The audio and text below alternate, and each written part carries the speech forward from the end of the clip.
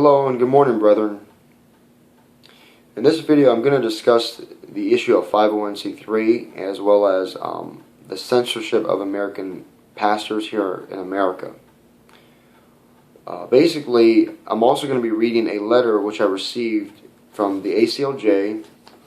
It's this letter right here. And for those of you who don't know what the ACLJ is, it's basically the American Center for Law and Justice. It's a Christian law organization, if you will. It's run by J. Alan Seculo. He is the chief counsel of it. And for the most part, it's an organization that has done a lot of good. It has done a lot of good work in terms of fighting for the rights of Christians here in America to practice their faith. And I will say right off the bat at the beginning of this video, I do appreciate a good amount of the work that the ACLJ does. I do appreciate the stand that they take against the wicked abortion industry. I do appreciate the stand that they take for the sanctity of marriage as defined in the Word of God, and I also appreciate how the ACLJ continues to stand by the nation of Israel and the rights of the Jewish people over there to live in their own land and to defend themselves from the wicked Muslims that are trying to destroy them. And so, having said that, I'm basically a few days ago, as like I said, I received this letter a few days ago, just recently. And as I was preparing to read it, I was starting to, read a little bit of it. I saw that I thought this would be a good opportunity to make a video discussing the 501c3 issue, because basically, as we're gonna find out in this video, as I'm beginning to read this letter. This letter does address the issue of censorship of the free speech of American pastors here in this country. I will give it that. It does at least address this topic. But it leaves out the issue of 501c3 incorporation and the results of it. And so that's where I'm going to come in, and I'm going to basically read this article and basically respond to it as well as critique it with basically the truth of the 501c3 issue. And so we're going to go ahead and get started. So here we read, Monday morning, dear friend, speak your mind. And again, before I continue on, this article is actually written by J. Seculo. This is a mass mailing. He mails his letters out very frequently to his subscribers. I basically subscribed to the ACLJ years ago, and just never really unsubscribed from them because, again, I do understand, while I don't agree with everything that the ACLJ may, how to say this, while I understand that the ACLJ is not perfect, okay, I still appreciate a lot of the work that they do. So I I never unsubscribed from their newsletters. So from time to time, I will get some of their new letters that they send out. So that's basically who's writing this. It's J. Seculo, chief counsel. So again, getting back to the letter. Dear friend, speak your mind. It's your constitutional right as an American citizen. Free speech is one of our nation's greatest distinguishing features. Or so you think. Today, the ACLJ is actively involved in a battle for religious freedom that involves your church and an outrageous federal law that has your pastor's right to free speech on a short leash, held by none other than the corrupt and out-of-control Internal Revenue Service, IRS. And I agree with that. The IRS is very corrupt and wicked. It's out of control. Continuing on, the fact is, in America today, the IRS can silence any church if it so chooses. My response is that it can silence any government-run church in America if it so chooses. It can silence any 501c3 incorporated church if it so chooses. I don't believe that this statement applies to a free church, though, or an unregistered church. Continuing, though, a little-noticed amendment was quietly slipped into a tax bill by a liberal leader, then Senator Lyndon B. Johnson, barring all churches and other tax-exempt groups from participating in political activity, effectively silencing your pastor when it comes to issues of utmost importance.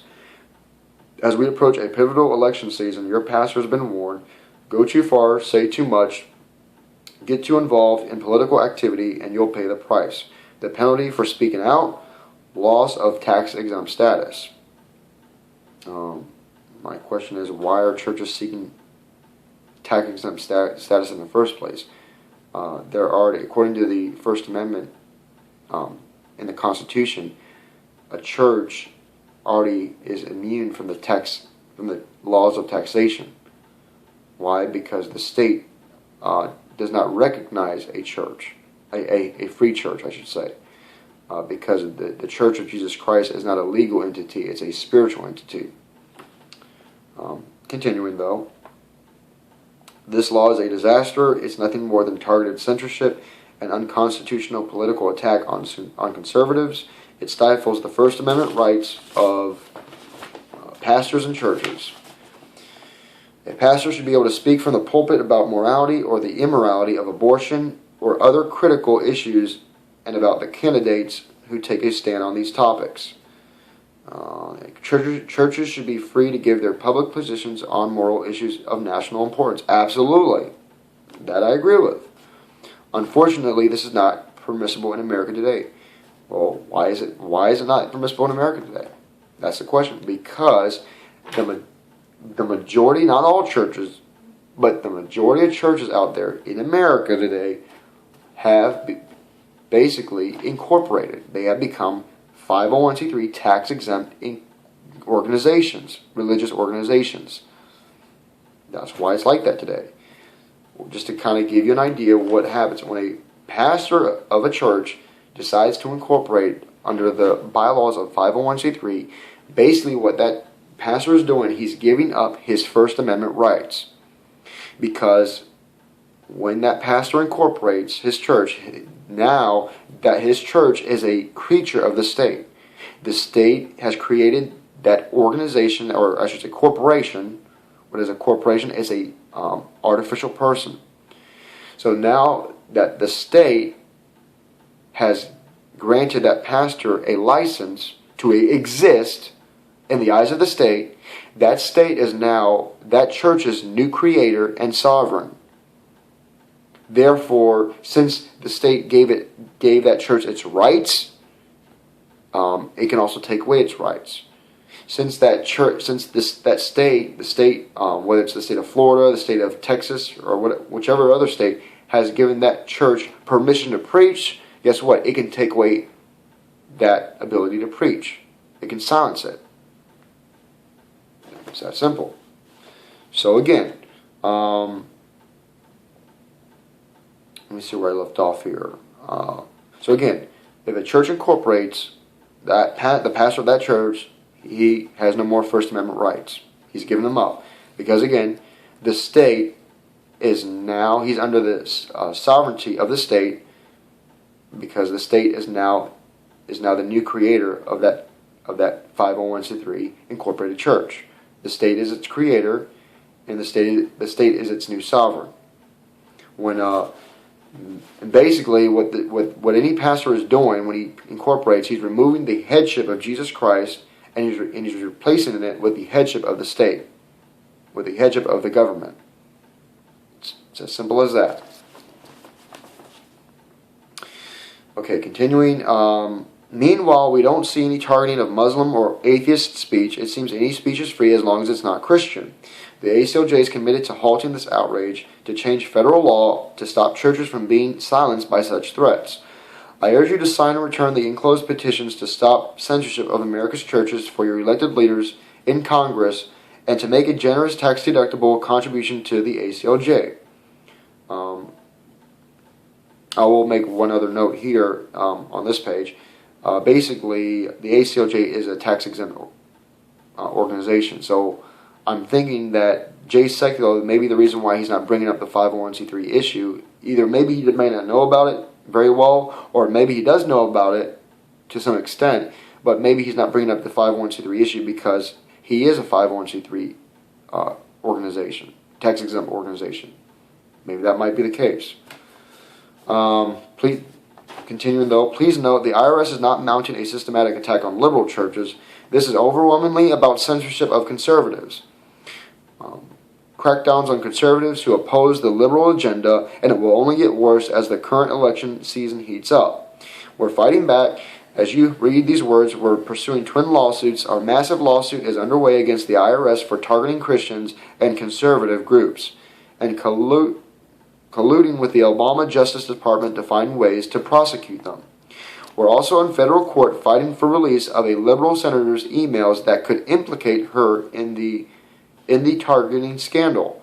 The IRS is stonewalling, but we've successfully forced a trial. We will hold the IRS accountable. Yet even in the midst of all this, the IRS is still free under existing law to target your church, well, again, an incorporated church, a 501c3 tax-exempt church. To censor your church, not any church, the IRS can't censor an unregistered church or a free church because, again, under the First Amendment of the Constitution, a free church is not even recognized by the state. Because again, the Church of Jesus Christ is not a legal entity; it's a spiritual entity. Continuing and also to revoke the tax-exempt status of your church. Well, why are churches applying for tax-exempt status in the first place? A church is already tax-exempt.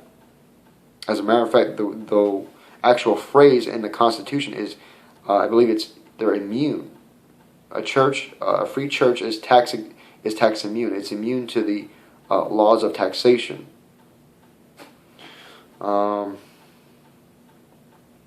If your pastor speaks out on the moral issues of the day in the ramp up to the presidential elections, so you can see why your support is vitally important, act today. The election season is already in full swing. We can't allow America's Christian leaders to be muzzled. Our friend Representative Walter Jones is spearheading this effort in Congress, boldly pushing to pass critical legislation, H.R. 153, this new bill, in order to restore freedom to pastors and churches and repeal the flawed Johnson Amendment in its entirety. I urge you to join this fight for religious freedom. You will also be helping us continue all of our work for the protection of constitutional freedoms, the sanctity of life, and religious liberties everywhere. Let me see here. That was the first letter. I'm going to read now the petitions. Let me see if they're here.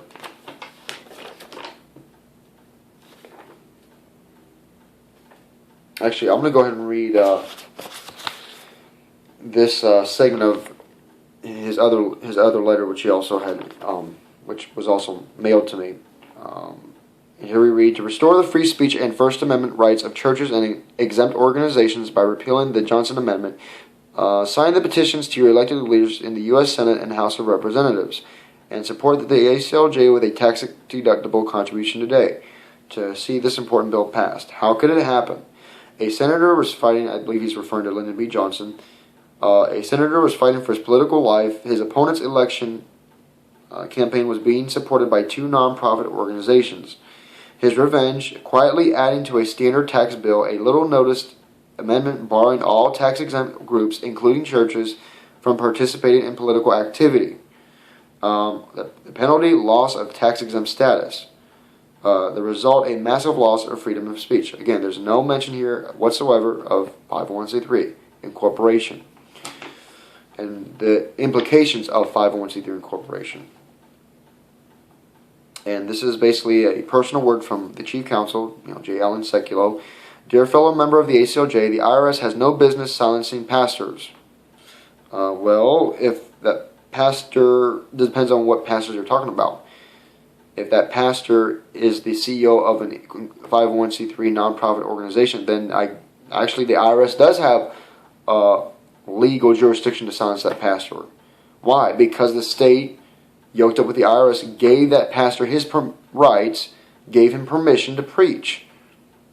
Okay? That pastor that's yoked up to the government, to the state, he basically agreed when he signed the, when he signed the contract to become incorporated, when that pastor signed it, he agreed to not preach on anything that would influence legislation. Continuing here. That's why legislation like H.R. 153, sponsored by Representative Walter B. Jones, is so important. This legislation would protect the constitutional rights of pastors and put an end to the reign of the IRS as speech police, especially as we approach the 2016 election season. So I urge you to stand with the ACLJ to restore your pastors' free speech rights. And again, for the pastors out there that have not incorporated, that have not registered with the state, you're still free. You still have your First Amendment rights. You have not given up your First Amendment free speech rights. So again, J.E. Secular must be writing this to mainly pastors that are under the authority of the state, that are 501c3 hirelings.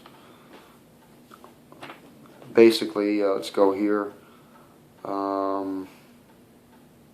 So I urge you to stand with the ACLJ. I'll read this again. So I urge you to stand with the ACLJ to restore your pastor's free speech rights. Your pastor must be able to speak out about the moral issues of the day. And he goes into this about signing the enclosed petitions. And these are usually, just to give you an idea, these are what their petitions look like that they send out to their subscribers and their members.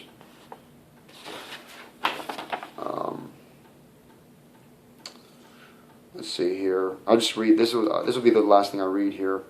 Churches and houses of worship should be free to take strong positions on moral issues of the day, even issues of political consequence, for the sake of our nation's spiritual and moral health. The Internal Revenue Service should not have effective censorship power over religious speech by threatening to deny tax-exempt status to a church. We urge you to strongly support H.R. 153, repealing the flawed Johnson Amendment once and for all and restoring free speech to America's churches. Again, what I think, what Jace Allen, what I believe he needs to do is he needs to educate himself on the issue of incorporation here in this country, because it seems like to me he's just clueless about this issue. What he needs to do is write a letter urging churches to revoke their 501c3 status, and to also exhort churches out there, the free churches out there, to not incorporate. That's what this letter should have been about. Okay? It's kind of, like I said, it's very hypocritical for a pastor who's basically agreed to yoke up their church, the local assembly, to the government and to the state, and to get a license for permission to preach, to be recognized by the state, and then to go against the bylaws of that state. It's just hypocritical. Why get the tax exempt status in the first place? Why yoke yourself up with the state to begin with? You don't have to. I mean, the majority of pastors in this country, they're just voluntarily, signing up for 501c3. So, again, just wanted to, brethren, I just wanted to put this video out there because, I understand that there are videos out there that do address the 501c3 church incorporation issue, but I do believe that it's good for, sometimes for a subject of this great importance to be basically hit on, again, from time to time, because, and from different Bible believers, because again, the truth about the 501c3 issue needs to be, re-emphasized, and it needs to basically be covered, on a more often basis than than it has been covered, because a lot of Christians still, a lot of the professing Christians out there, you talk to them, you ask them about what, hey, do you go to a 501c3 church? Do you go to, is your church 501c3 incorporated? They'll probably look at you, if you ask the average Christian, they'll kind of look at you and 501c3, what do you mean? So a lot of Christians, they seem to be really ignorant on this issue as well. So again, like I said, I do appreciate a lot of the work that the ACLJ does do. I'll say that, and just to make sure you all know, I'm not trying to attack everything. I'm not trying to basically attack those of you who support the ACLJ. Okay, I've supported them in the past, and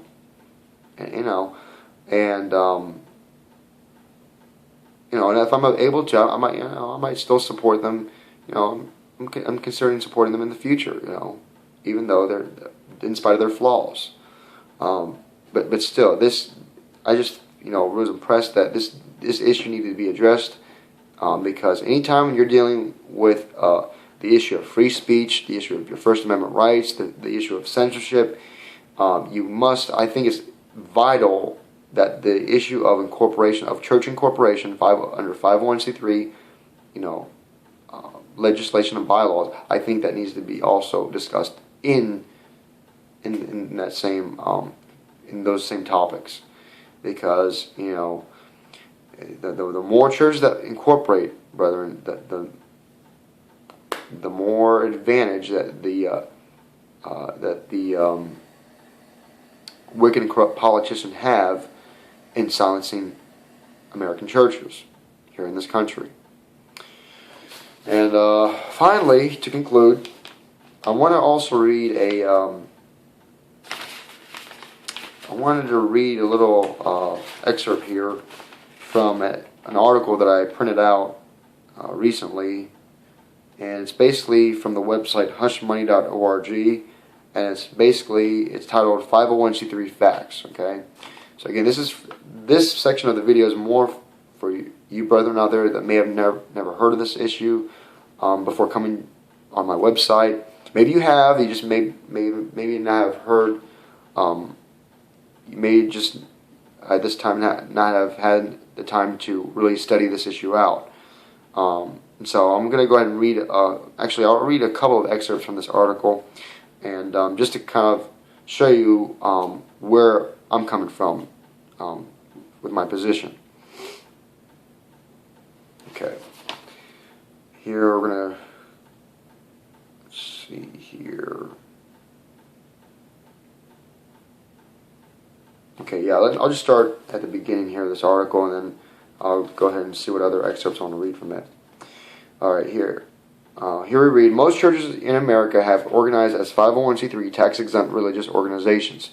This is a fairly recent trend that has only been going on for about 50 years. Churches were only added to Section 501c3 of the tax code in 1954. We can thank Senator Lyndon B. Johnson for that. Johnson was no ally of the church. As part of his political agenda, Johnson had it in mind to silence the church and eliminate the significant influence the church had always had on shaping public policy.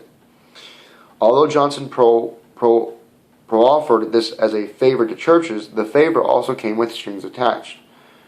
More like shackles. Very true. One need not look far to see the devastating effects 501c3 acceptance has had to the church and the consequent restrictions placed upon any 501c3 church. 501c3 churches are prohibited from addressing in any tangible way the vital issues of the day. Again, that's very true. For a 501c3 church to openly speak out, organize in opposition to anything that the government declares legal, even if it is immoral, like abortion, homosexuality, etc., that church will jeopardize its tax-exempt status. Basically, kind of, like I was saying earlier in this video, when I was responding to Jay Sekulo's newsletter. The 501c3 has had a chilling effect upon the free speech rights of the church. Lyndon B. Johnson was a shrewd and cunning politician who seemed to well appreciate how easily many of the clergy would sell out. Again, the guy knew what he was doing back then, Did the church ever need to seek permission from the government to be exempt from taxes? Were churches prior to 1954 taxable? The obvious answer is no. Churches have never been taxable. To be taxable, a church would first need to be under the jurisdiction and therefore under the taxing authority of the government. The First Amendment clearly places the church outside the jurisdiction of the civil government. Congress shall make no law respecting an establishment of religion nor prohibiting the free exercise thereof. Very true. Religion cannot be free if you have to pay the government through taxation to exercise it. Since churches aren't taxable in the first place, why do so many of them go to the IRS and seek permission to be tax exempt? See, this is basically what I was addressing earlier as I was responding to Jay's newsletter. It occurs out of, number one, ignorance. We didn't know any better. And yeah, that's very, again, that happens a lot. I believe that many churches do incorporate out of ignorance. They just don't know any better. Never really studied out the issue. The second reason is bandwagon logic. Everyone else is doing it. Their logic is everyone else does it, so it must be right. When the exact opposite is true. Number three, professional advice. Many attorneys and CPAs recommend it. Again, and even Christian attorneys, professing Christian attorneys recommend it. Christian attorneys like David Gibbs. He strongly encourages churches to incorporate. Now, getting back to this article, does the law require or even encourage a church to organize as a 501c3? No, it does not. Let's see here. Let me see. That was the first excerpt I wanted to read to you all. Let me see where the other one is at.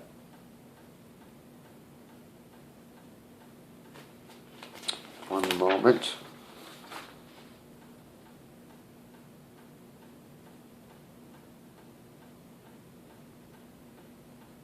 Let's see here.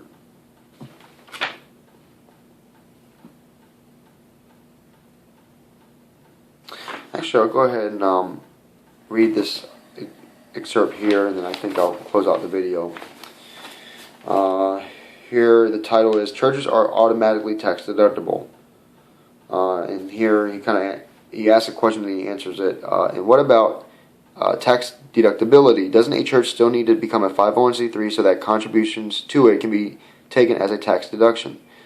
The answer is no. According to IRS publication 526, organizations that qualify to receive deductible contributions, you can deduct your contributions only if you make them to a qualified organization. To become a qualified organization, most organizations other than churches and governments, as described below, must apply to the IRS. In the IRS's own words, a church is automatically tax deductible. Churches have a mandatory exemption. What did it say?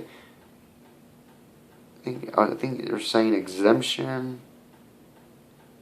Okay, I see it now. Churches have a mandatory exception to filing tax returns. Not only is it completely unnecessary for any church to seek 501c3 status, to do so becomes a grant of jurisdiction to the IRS by any church that obtains that state favor. In the words of Steve Nestor, IRS Senior Revenue Officer, I am not the only IRS employee who's wondered why churches go to the government and seek permission to be exempted from a tax they didn't owe to begin with. Good point. And to seek a tax-deductible status that they've always had anyway. Many of us have marveled at how church leaders want to be regulated and controlled by an agency of government that most Americans have prayed would just get out of their lives. So true. Churches are in an amazingly unique position, but they don't seem to know or appreciate the implications of what it would mean to be free of government control. From the foreword of In Caesar's Grip by Peter Kershaw. Again, that's what I was asking at the beginning of this video, brethren. Why are churches, more and more churches, seeking permission from the state government, why are they seeking a license to preach when they don't need one? Why are they seeking tax exemption when they're already immune to the laws of taxation? It makes no sense. It just shows you the signs of the apostasy that's so prevalent in this day that we're living in. But I mean, and again, I'll just, in closing out, I'll just respond to this. Why? If you're giving to the work of the ministry, brethren, if you're giving an offering to the church, why would you want to receive a tax deductible off of it, anyways? Why would that be your purpose of giving it? I think New Testament giving is just that. It's giving. You're giving to the work of the Lord, not expecting to see that money ever again. I'll give you an example. If I give to, let's say, Brother Brian Denlinger's ministry, King James Video Ministries, great brother in the Lord. He has a great ministry. He's doing a great work for the Lord, and I believe the Lord is using his ministry in a mighty way. And if I decide to give $30 to Brother Brian Denlinger's ministry, like let's say for this month, okay, why would I want to get a tax deduction from that gift that I gave to his ministry? Would that even be giving? When I'm giving that money to his ministry to support the work that he's doing, that the Lord is working in his ministry, that's just what I'm doing. I'm just giving that as a gift. I'm not expecting to see any of that money back. I'm not expecting to receive any of that money back. So what would be the purpose of seeking, to have a tax write-off on your giving? Brethren, that's not, let me just put it this way. There's a difference between tax write-offs giving versus New Testament giving, okay? Do you understand that? So, basically, brethren, that will conclude this video on the, or at least this video on the issue of censorship of the free speech of American pastors and the 501c3 issue. I hope this has helped you. I pray this will help a lot of you out there that are very how do I say it? Just not understanding of this issue, that don't know too much on this issue. I pray that this has helped you, and I trust that you learned something today. And just understand that the root issue of what's going on and why so many pastors are being muzzled, having their free speech muzzled, is because of their own fault. It's because of their own actions. Most pastors in America have chosen to yoke themselves up with a wicked government. They've decided to yoke themselves up and place the church, their church assembly, under the authority of the state and under the authority of the IRS as a result.